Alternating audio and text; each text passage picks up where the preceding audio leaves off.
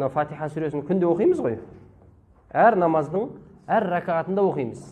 Фатихасыз намаз жоқ деп келеді. Ханафи мазхабында уажиб, басқа мазхабтар тіпті парыз ол.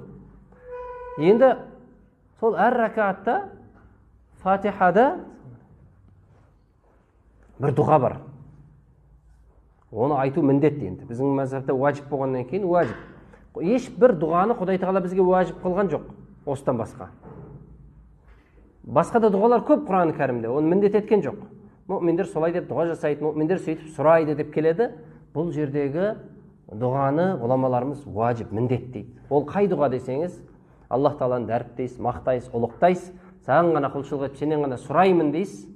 Яғни Фатиханың мағынасы неменеге алып келе жатыр? Бір нәрсе сұрауға. Ол не нәрсе? Тура жол. Ихтинас сиротал мустақим.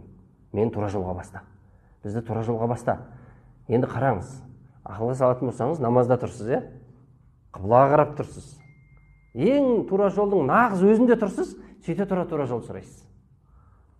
Неге? Себебі білмейсіз. Қай күні сіз тайып кететініңізді. Өткен дәрістерде айттық қой, сахаба болып атанып жүргендер тіпті соңында қандай болып кетті? Діннен шығып кеткендер болды. Сол үшін тура жолды сұрап өту біздің міндетіміз екен. Уәжіп бұл дұға бізге. Ихтинас сират, я Алла, біз тура жолдан тайдырма деп.